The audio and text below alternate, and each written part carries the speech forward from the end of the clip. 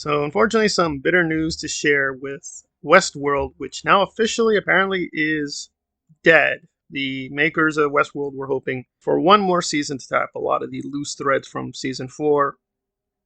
And I think I was going to do a video before where I think one of the actors did say they were going to do another season. So, apparently, there was some kind of agreement or understanding that they would continue the series, but whatever was the case before, now with the new regime, I think they did enough with season 4 to warrant one more season. Granted, the ending was not just unsatisfying, it just seemed to present pointless new mystery and paradox, and you're like, oh, okay, well, that's what season 5 will presumably go into. Is like, why is she here?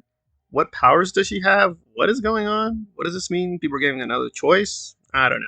The series did not really end on a high note. There's still a lot of mysteries and paradoxes, as always with Westworld.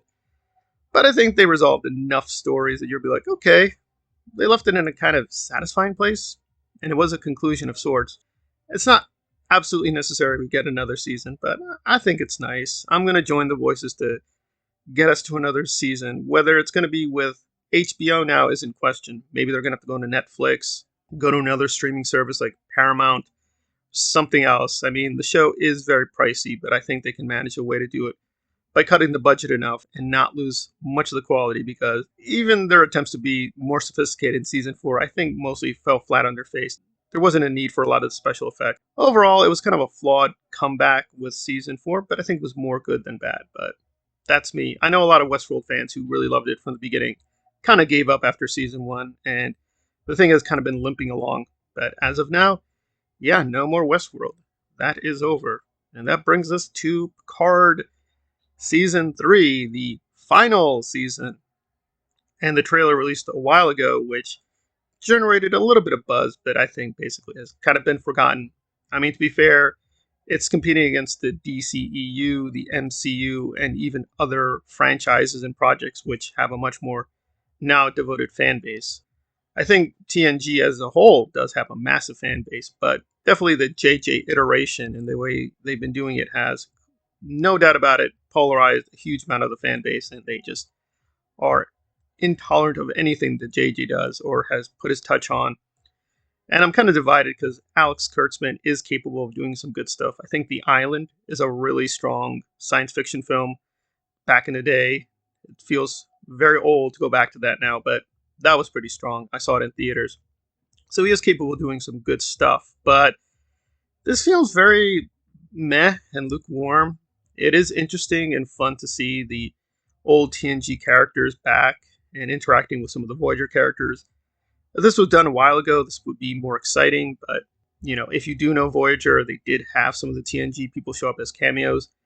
So the complete charm of it has kind of been ruined already, but again, in principle, it seems fine. Apparently, they're going to try to save Beverly.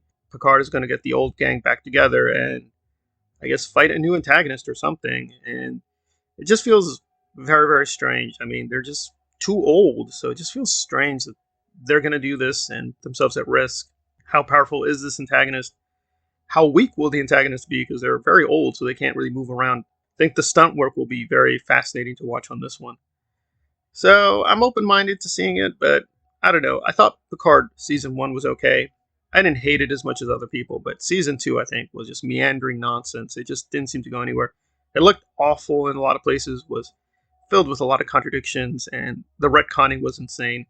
Retconning itself is not bad. It goes with Star Trek. That just happens all the time, but it just felt kind of needless and useless with Season 2. But I appreciate them trying to give Picard more of a backstory. This one looks good, at least, so they put a lot of effort in the trailer to make it look good, but is there anything here? I don't know. I'm a little skeptical now.